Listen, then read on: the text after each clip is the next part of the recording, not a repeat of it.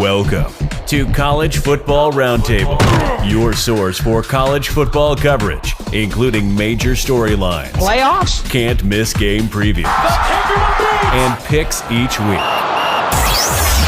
Join your hosts, Dan, Rob, and Jordan at the Roundtable for a show unlike anything else. As for Football presents the College Football Roundtable.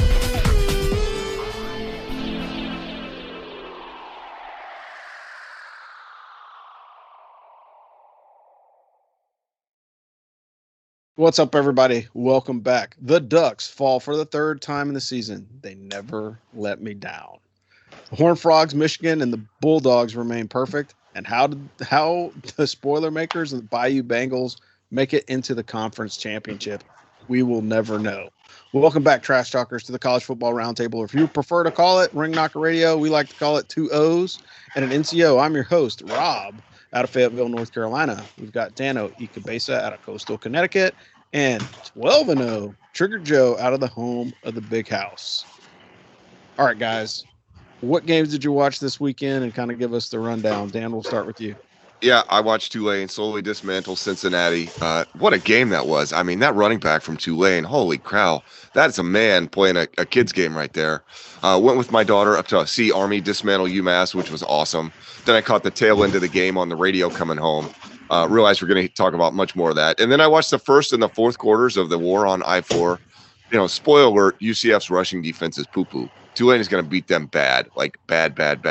And also realize this is not an NFL show, but shout out to the Lions for finally winning on Thanksgiving Day.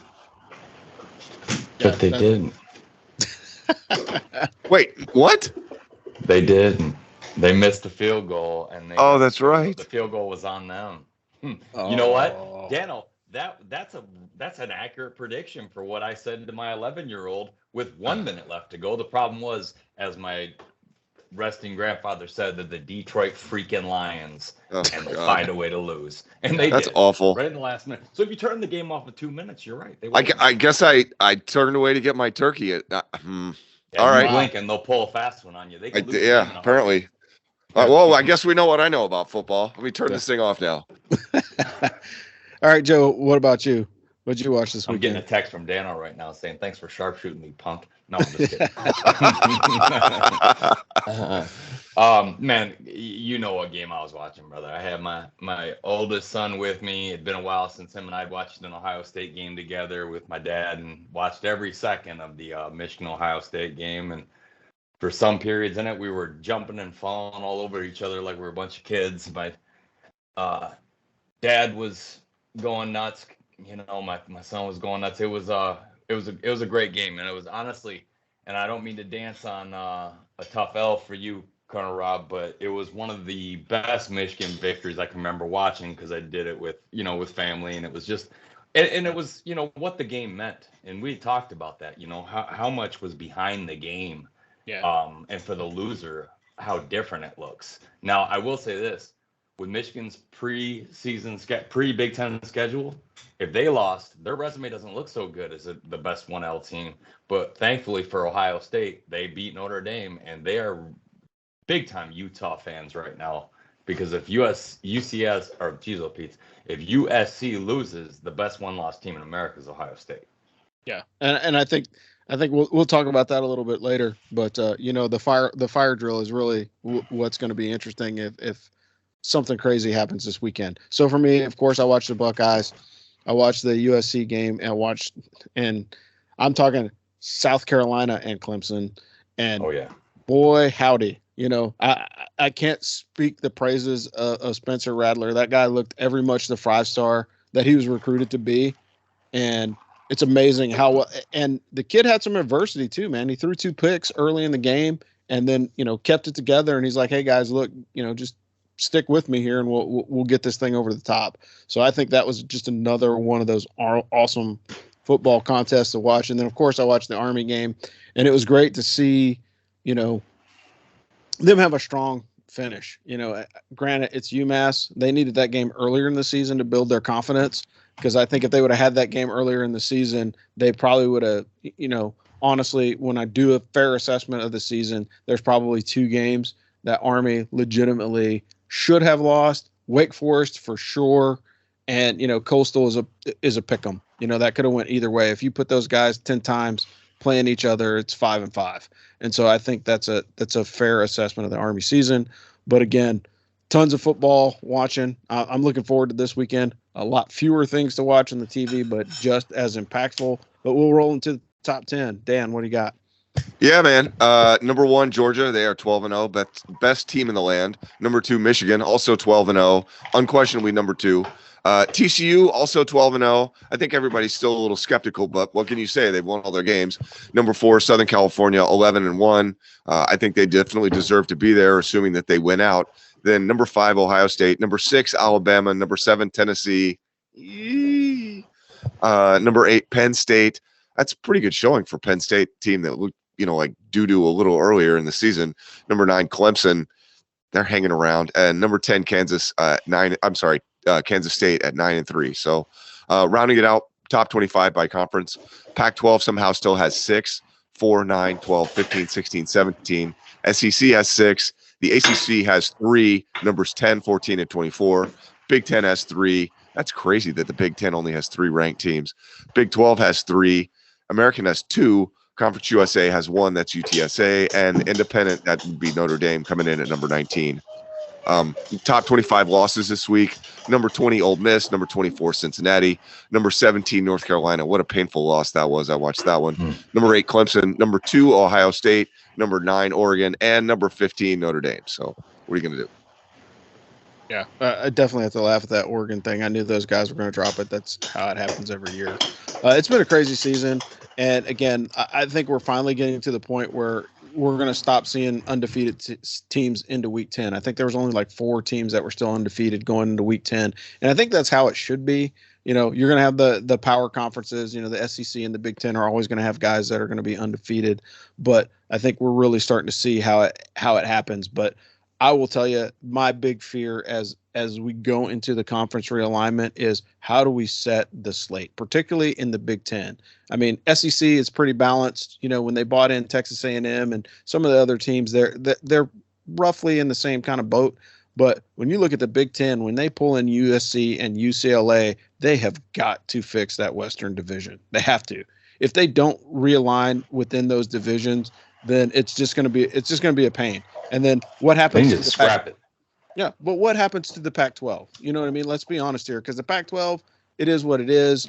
They just signed that huge TV contract, and now 2 of their best teams are going to the Big 10. So, how does that work out? Who's going to come in? Colorado tried it. Didn't work out so well for them. They've been god-awful since they've been in the Pac-12, and looks like they barely field a team most of the time. But I think that's the big off-season discussion is how we roll into the 12-team playoff with the new conference alignments, because they've got to fix these way out of balance divisions, or at least fix the scheduling so the teams that are in the West, and particularly in the Big 10, just look different, because it's a royal pain in the butt. All right, moving on to service academies real quick. Navy's still 4-7. They've been inactive since the 19th of November. Their next game is on the 10th of December.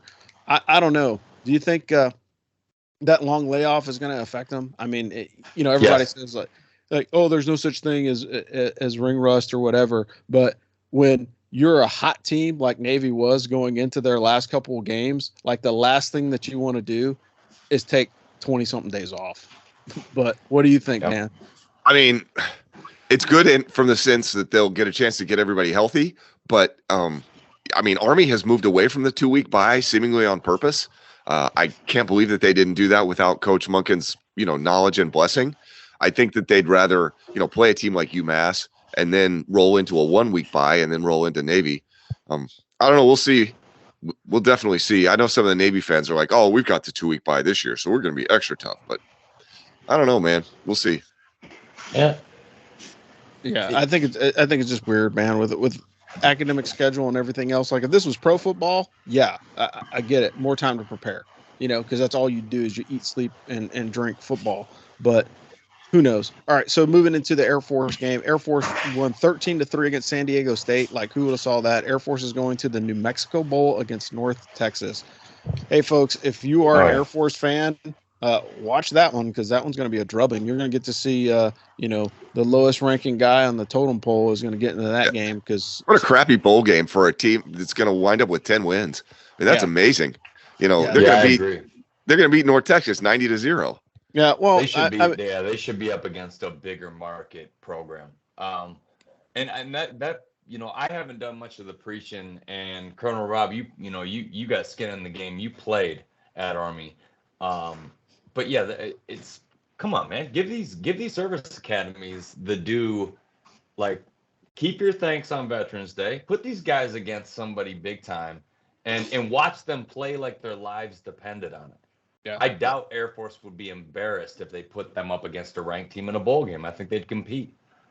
Yeah, I think the only thing that's probably holding Air Force back right now is that little asterisk of the shenanigans that happened with the recruiting stuff, and like we really don't know what that looks like and how that's going to affect it. We'll probably hear some stuff after the season, but I think that probably had a small part to play in the bowl selection for them. Like, hey, let's not give these guys a bigger showcase because whatever it is, and again, alleged recruiting violations, I don't know.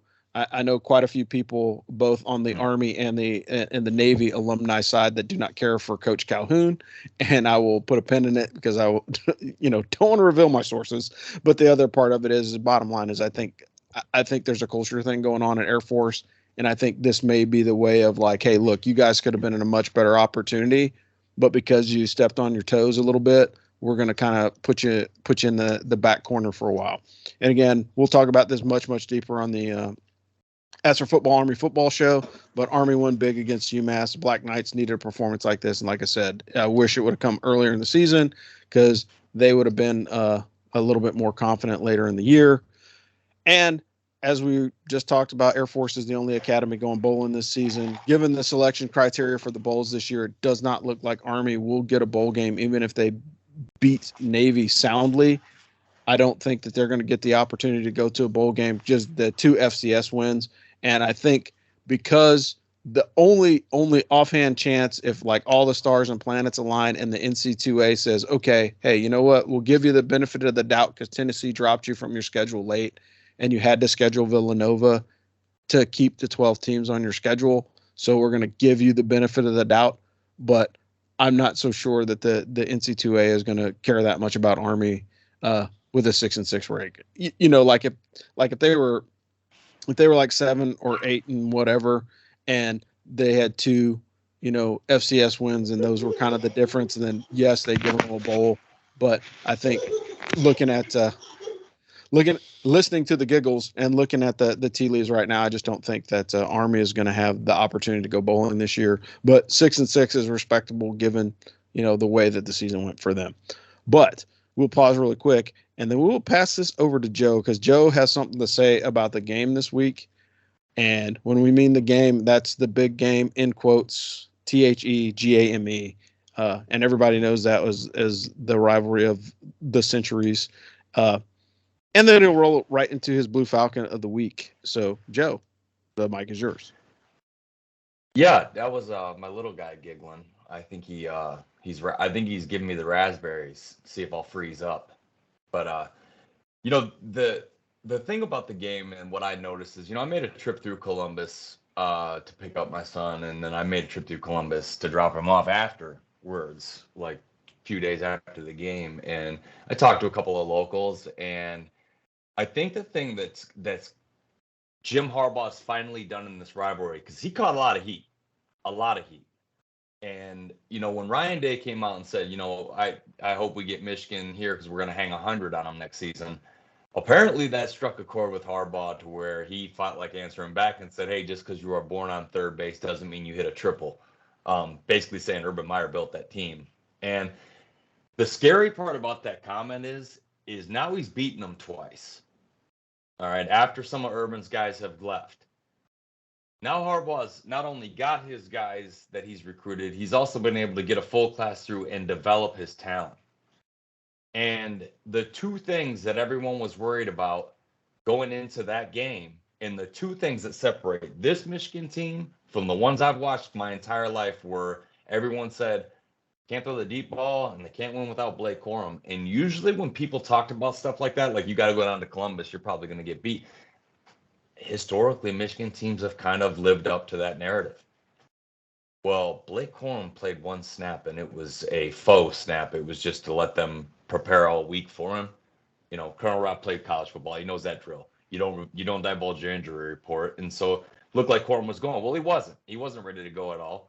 Michigan goes out there, runs for over 200 yards. Granted, most of it was in the second half, but they threw for 330. You know, and J.J. McCarthy, all of a sudden, it kind of reminds me of Spencer Rattler. Like, is this kid a 5-star or is he not a 5-star? Where is he at? Oh, there he is. And all of a sudden, defensive coordinators for the other three teams getting into the playoffs, I won't jinx Michigan because they still got to play a game, are having nightmares thinking we got to prepare for the deep ball, number 7 and number 2. With that defense, Michigan's scary right now for everybody other than Georgia. And I do believe that Michigan's closed that talent gap with Georgia to where they match up much better with Georgia this year than they did last year. And I think that Michigan and young Ohio State fans need to hear this. Get ready because this is what the rivalry's like. Oh, you had a good year this year? Maybe you get the best of us, but we'll get the best of you next year. And it's going to go punch for punch again. But the beautiful thing about this rivalry is both teams are right here again. Talent-wise, confidence-wise, the way that they dominate the rest of their schedule. That is what made this rivalry beautiful from the start, is that both teams were legitimate national title contenders, and we're going to find out whose season's over today. And you know, rather than a 9-2 Michigan team coming in to play a 12-0 stacked Buckeye team, losing by 3 scores, and it's just like we expected it. You know, it's finally shifted to where I feel like the playing field is even and the confidence level is even. And this is going to be a beautiful thing moving forward. And I'm not just rah-rah in Michigan and poo-pooing Ohio State. Ohio State's going to be Ohio State, and they're going to be all right. They're going to be just fine. And I don't be surprised, because this is a real thing and it's possible. Colonel Rob, you're going to get goosebumps. Michigan versus Ohio State for the national title. It is a real possibility this year, because Ohio State could sneak in with USC losing. That automatically means they're not going to play Michigan in the first round. And if both teams win, now that would be a monumental upset if they beat Georgia. But it's just incredible for me to see both teams on that level again.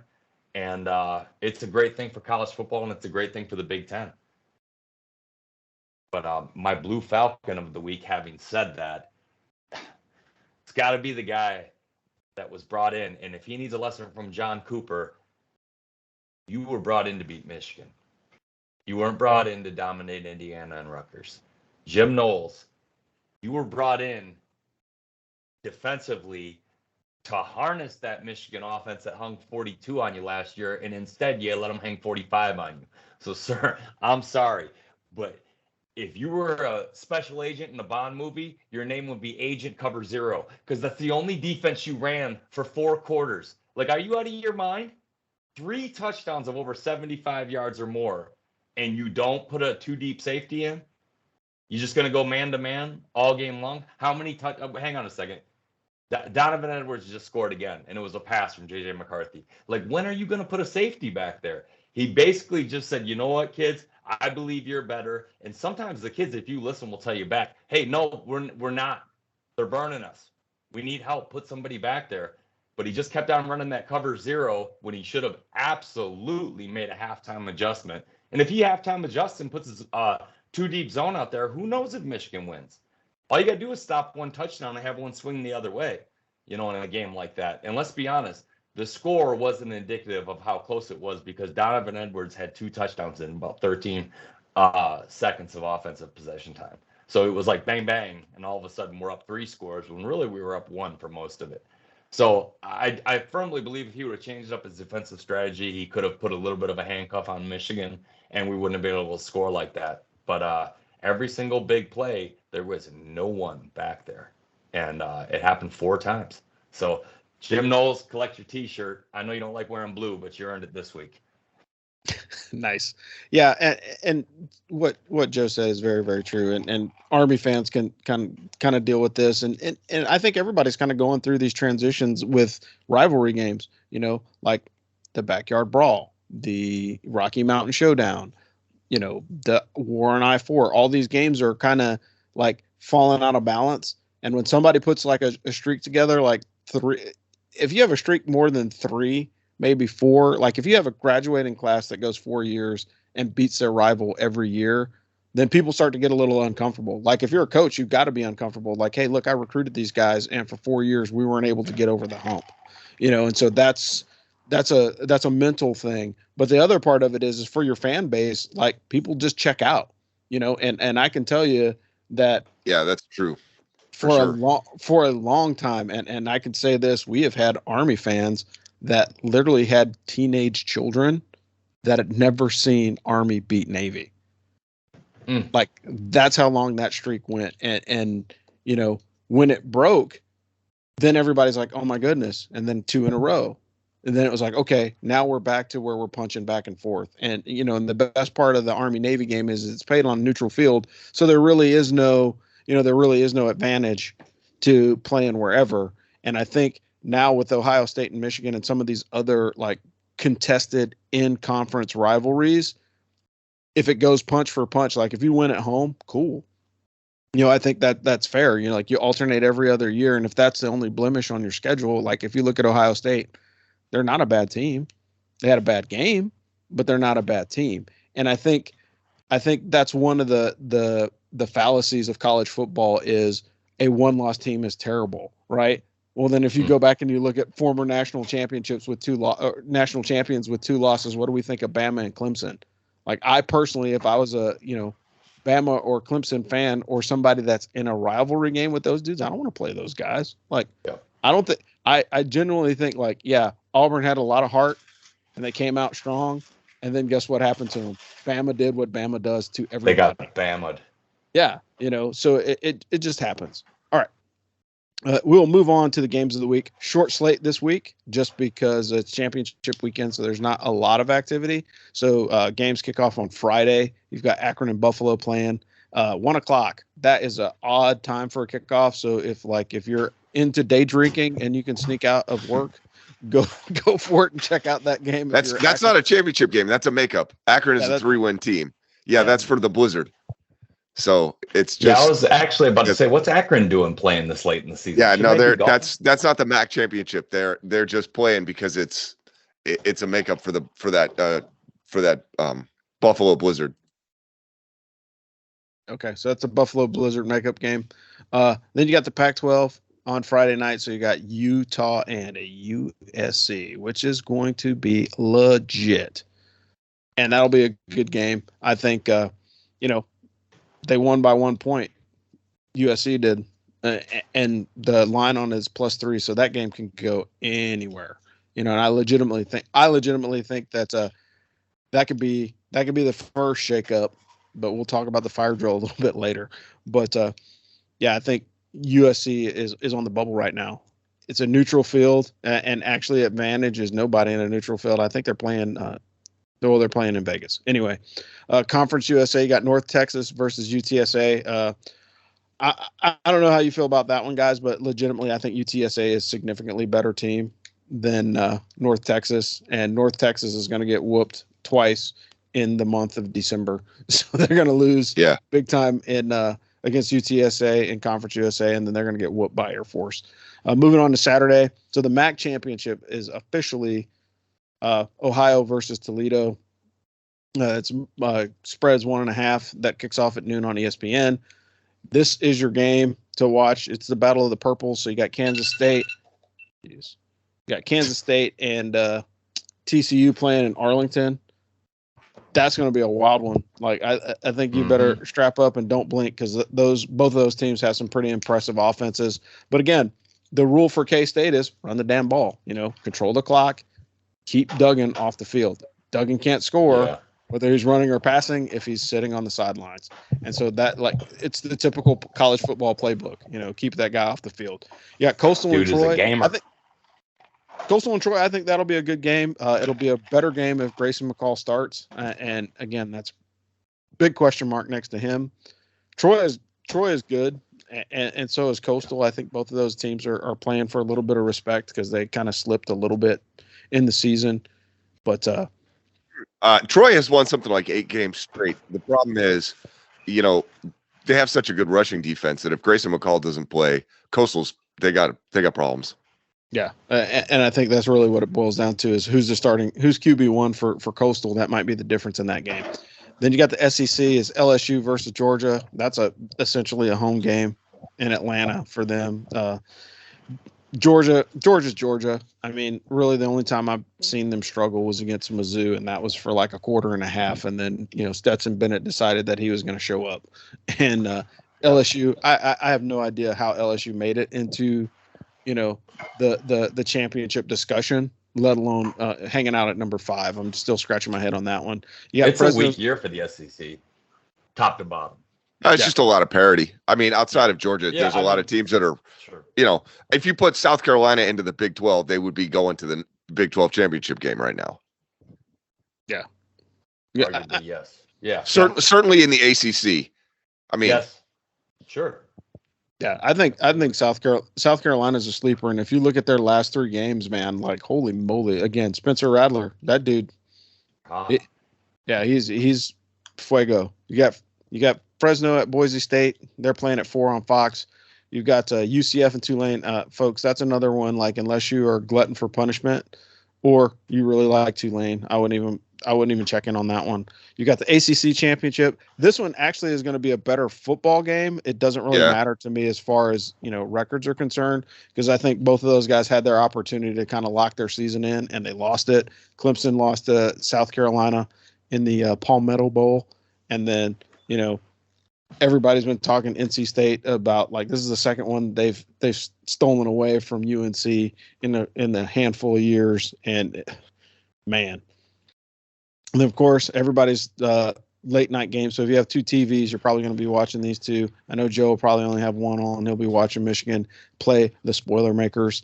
The line on that game is plus 16.5 for Purdue. I think that's pretty reasonable. Take it.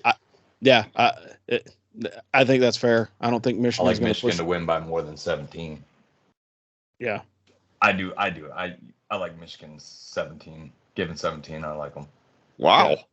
Yeah, I don't think Purdue stands a chance. I'm sorry. That's just my humble opinion. I think it's going to be about a 35-10 game. Yeah. Well. Okay. My thoughts are this. I think it's a different look from last year's Big Ten championship. Similar situation. A not so strong West team versus a undefeated Eastern team, but the difference is Iowa had lost 3 going into the Big Ten championship, whereas, Iowa had lost 2 going into the Big Ten championship, whereas Purdue has won their last 3. So I think they're going to play them 24-3 by Iowa, though. No, that's true. Yeah, that's true. Yeah, but I'm just saying if they can do that to you, Michigan's going to do that to you. Yeah, it just depends. It just depends. But I've already said this: if the Spoilermakers happen to pull off the spoiling of the century, I will be personally buying a Purdue shirt and wearing that for the rest of the season. Just won't hang out with you anymore if you wear it. No, I'm just kidding. Michigan's not champions if they don't blow them out. That's all there is to it. Yeah, and I think that's fair. But you also got to think they're nicked up, and the reason why I would take the 16.5 is because they're nicked up, and I think they're going to have to let off the gas to preserve some people for a much, much tougher contest. But yeah, I think it's going to be tough for Purdue to score. I think that's not really the offense isn't really where I'm thinking the domination is going to come. I think people are thinking that Purdue's going to have an easier time on offense than they are, and I think they're going to get shut down. So I don't see Michigan scoring 50 points.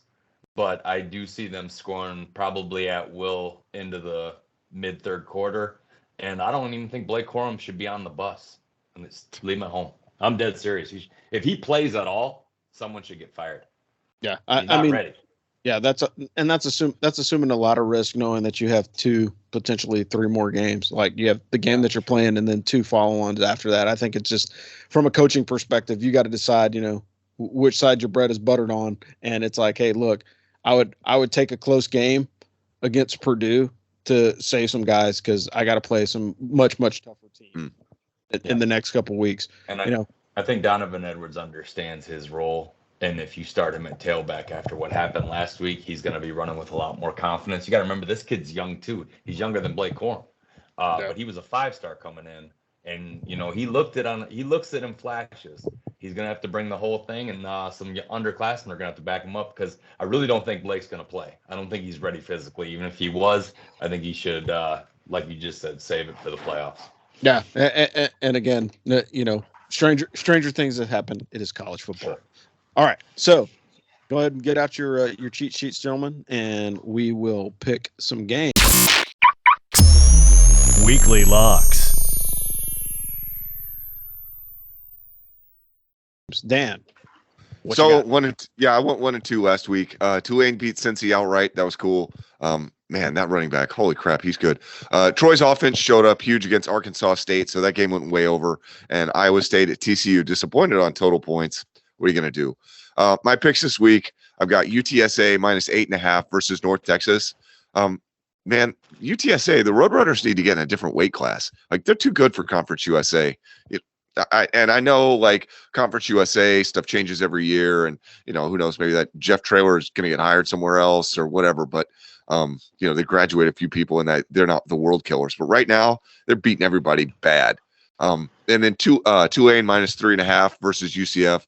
Man, UCF gave up nearly 300 yards rushing to a 1-win team from South Florida right after Navy ran for 250 on them the week before. Like, did their nose tackle go out or something? Dude, it doesn't matter. Tulane has one of the best rushing offenses I've ever seen. They got that running back. He is amazing. I'm sorry, I can't remember his name. Holy crap, he's good. And then finally, I took North Carolina plus 7.5 against Clemson. Drake May, I'm not like a believer that he can beat Clemson, but I think that this is like an emotional game that can go either way. So we'll see. I mean, both these teams lost last week. So what does that tell you? Yeah, for sure. And so for me, I went 1-1-1, which is ridiculous. So NC State and UNC hit in regulation and went over by a hook going into overtime, which sucks. USC covered 14.5 by winning outright against Clemson, and the Iron Bowl was a push. Bama did win by 22, which is what it is. And again, Auburn was not that good. I didn't think that they were going to upset them. I just say stuff to be controversial. But I think they did play them halfway decent for a half. Going back to the well on this one, hey, I'm taking TCU and K-State to go over 62. I mean, both of these guys are offensive powerhouses. It doesn't matter who's starting for K-State. Either they're going to score 3 touchdowns rushing with Martinez or 3 touchdowns passing with the other guy. They have a legit offense. And then TCU, of course, Duggan teased it a little bit. I don't know if he's going to leave or stay at TCU for another year.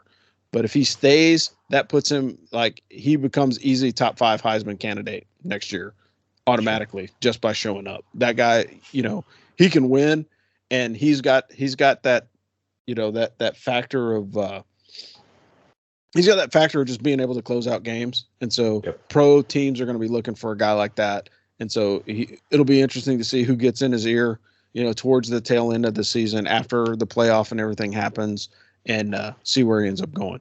Hey, I said take the Spoilermakers to cover 16.5. I don't think that they'll win, but I think it'll be closer than what Joe thinks. And since he's the expert, says be closer than what the experts thinks. But and then the last pick that I've got is take Utah to cover +3. And the reason why I say that is because it was so close in the first game. And again, rematches don't bode well for the team that won. I mean, it's one of those things in college football. You make adjustments. You realize, the mistakes that you had. Having the opportunity to prep for somebody twice gives you an advantage that you wouldn't normally have throughout the course of the season. So I will take Utah to cover. Do not be surprised if they upset USC and, the fire drill begins. And Joe, what do you got? Oh, when we do the UFC show, when me and Bill Pearson, who are like right eyeball to eyeball on our picks, they say that's a good thing. So I guess this is a good thing that I got TCU and K-State over 62. And I've been riding the green wave for a month. I'm not getting off of it. So I'm agreeing with Dano on his Tulane pick also. So I got there you go. minus, but hey, they haven't let me down yet. And this is where I fly in the face of Colonel Rob's logic a little bit, but hey, that's why they play the games. I got a message for Wolverine fans. Don't be scared of that 16.5. Champions deliver. This team does not see ghosts or look in the rearview mirror. They are going to steamroll. And I got Michigan winning that game. It's somewhere in between 21 and 30 points. But I love the over in it. Purdue scores pretty well if they go well below their average, which most teams do against Michigan. I mean, Ohio State was just held to 23 points, and they were averaging mid 40s, number one offense in America. Yeah. They hung a lot of yards, but not a lot of points. And so Michigan did the old bend but don't break. If they do that with Purdue, and Purdue, say they go into the locker room. That's the thing about this Michigan team. They can go into the locker room tied and come out and win by 50 or 40, which like they did against Rutgers. They can go into the locker room losing by 3 and come out and win by 22, which they did against Ohio State last week. They are a second half team. Expect this team to close the show and bring the Big Ten championship back to Ann Arbor. I got Michigan winning by 3 scores there. So take them minus 16.5 and take the over 51 because I think it gets there. Michigan scores 40, Purdue scores 20, bang, bang. All right. One last thing before we move on. While we're talking about Tulane, I realized that was like a take ago, but how about Coach Willie Fritz deciding to stay with the Green Wave? He had already been announced as the new coach of a different team, and then all of a sudden, nope, staying with the Green Wave. That's crazy. Awesome. I know, it was awesome. It was cool. That's sometimes when they think a coach is leaving, somebody that's a fan that wants him to stay will leak it and give the alums a chance to. That's exactly what happened with Les Miles in Michigan. It got leaked by Kirk Herbstreit, and I heard this from Les Miles himself. He works out of the gym right up the street. No joke. He said, "Yeah, Herbstreit leaked that and ruined it because when Herbstreit leaked it on TV, LSU alum came in and cut him a fat check to stay because Herbstreit's a Buckeye. But so somebody at Tulane probably said, "Hey, coach is leaving. Let's get a check out and keep him." And good for him for staying. Yeah. Good for him for staying and winning with what he's got. I think that's the biggest problem with the transfer portal and with everything else is like, oh, next year is going to be tough. Well, just get out, and you didn't see a lot of that back in the day of college football when Colonel Rob played and I grew up. So it's good to see a coach sticking with his guys, sticking with his team and the kids that came there and then achieving with those guys. Yeah. That's true. I think there's something to be said about, building a culture in a football team and you can only do that by staying, and I think you can export some players with the transfer portal, or you can take your coaching staff or whatever. But at the end of the day, if you move that many parts, doesn't necessarily mean that the culture is going to transfer either, and I think the only reason why, like perfect example is like the only reason why Lincoln Riley is working out at USC is because everybody wants to see USC get back to prominence, and his resume at Oklahoma speaks to that. Yeah, that is the truth. Amen to that. I mean, like, dude, we're 16 years from the freaking Texas USC game. Unbelievable that we're that far removed. Like Reggie Bush and Matt Leinart are on your TV on Saturdays talking about college football because they don't even play anymore, and they had very, very curtailed careers in the NFL. So, I mean, like, that's how fast college football changes. And look at all the changes that have happened since those guys have left. Sure. I'll tell you a big change in college football from that team to this. That Texas team only had one starter that wasn't born in Texas. Think about that now. Wow. Yeah. True statement. Yeah. Transfers, man. Yeah, for sure. All right. So topic for today is in case of total chaos, Dan, what do you think about the top 4 teams going into the playoff? Your thoughts? So yeah, I like the top 4 as they are. If one of them stumbles, me, I would always take the top 4 conference champions. So I would think that you would take the winner of the ACC. Personally, that's just me, especially because I don't, God forbid Georgia stumbles. I definitely wouldn't take LSU. I don't care. Like, I refuse. Just not going to happen. So I would rather take Clemson, warts and all. But I don't think that's what will happen. I think the committee will take Ohio State. I think Michigan could lose and still get in, which I loathe. Hell, TCU might be able to lose and still get in. I loathe that too. But if it's up to me, you have to win your conference. And that's what matters. Win your conference, and you get to play for the national championship if you're one of the top 4. That's, you know what I want? Tulane. Let's put Tulane in there. Yeah. Hey, at least they'll show up, right? They'll probably That's all true. out for sure. They're going to make you play run defense. I'll tell you that damn much. Well, it would Joe, be how about crazy. Tulane getting in wouldn't be as crazy as the look you gave me if 10 years ago I would have said, Appalachian State will go into the Big House and beat Michigan. I mean, you don't know how good a team is until you give them a chance against top competition. And sometimes everybody else was wrong. And that team they were underrated because they didn't play top competition. But Tulane, man, I don't know. Something about Tulane, I just like watching them. Those uniforms, I don't know, whatever it is. That offense is so dynamic too. It's fun to watch. But I mean, it's like the most creative version of the triple option ever invented. It's an amazing piece of work. Yeah. I'm comfortable with the top 4 going in. I mean, like who's there now? I honestly would be excited to see USC and Georgia game because if Caleb Williams gets time to pass, it'll be the only game you ever see Stetson Bennett go up against a quarterback that's equal or better. Well, I mean, Hendon Hooker, I bet. Right now, with the way USC is playing against Georgia, I don't think that's a phone it in for Georgia, and I think that could really. I think it's a better chance of an upset than TCU in Georgia. So I think that if you play the playoffs, I agree with that too. The top 4 are now. I'm very comfortable with those teams getting in. Yeah, like for me, I absolutely agree with Dan. But again, the fire drill scenario is, Georgia plays LSU tight or loses, right? I don't think that's going to change where they are. That might drop them to number 2, but I don't think that they move that much. Michigan stumbles against Purdue, or the game is closer than people think. I think those 2 games don't really matter because they're 1 and 2. So if they have one loss, I don't think it's going to really affect anything. But in the 3 and 4 slot, hey, if USC loses, then that opens the door for somebody else to make their case. And then it just depends on, what the committee is looking at. And if you look at it from a football perspective, then Ohio State is the better team just because how potent the offense is, right? So if you look at it just on the face, it's like, hey, who's the best one-loss team? Well, it's Ohio State. Like, why? Because they lost to the number 2 team that's in the playoff right now, mathematically. Yeah. If you're looking at it from a money perspective, Ohio State has one of the largest alumni fan bases. They travel pretty well. So from a cash perspective, it makes sense to put Ohio State into the playoff. Now, if you want to argue, football lineage or previous national champions getting an opportunity, then that puts Bama and Clemson in the discussion. But I don't think that they rise to the top unless you have both TCU and USC lose. So if TCU loses to K-State, because K-State is hot right now, and, if last week wouldn't have been TCU's last game and I watched how they freaking crushed, Iowa State, like there's an offense in there that can put up some serious points in TCU. And we hadn't seen that in a couple weeks, but they're back to that midseason form. But I don't think that they're going to lose. But if TCU and USC lose, then you see it's a coin flip. Who do you put in? Clemson or Bama? Ohio State's got to go. Yeah.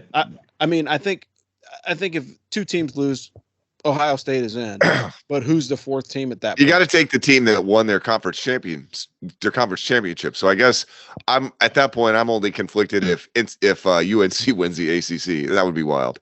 Yeah, I think that's legitimately that's the fire drill. You know what I mean? Like, hey, if the top 2 teams have close games or lose, I don't think that's going to matter because they're ranked the top 2, so they may shift positions, but it's no big deal. But if those teams that are kind of on the bubble, like if you are 4 through 7 or 4 through 8 right now, it's wide open if somebody loses. And then it just comes down to the eye test. But I would tell you, you can't. I think Alabama and Clemson are eliminated just by the fact that they lost recently to SC. So South Carolina basically dug the graves for Clemson and Bama. So literally Tennessee. Yes. Yeah. So really, you got Tennessee and Bama is probably the only team that hasn't lost to SC. So that basically clears the road for them, which sucks because nobody wants to see Saban in the playoff again.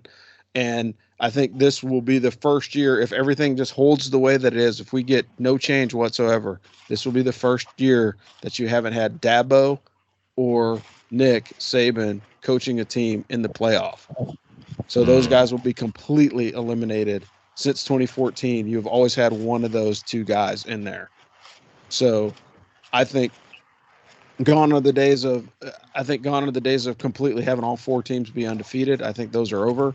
But I think, you're going to see a one-loss team. And if, the fire drill happens, you could potentially see a 2-loss Bama sneaking in there because there's nobody else available.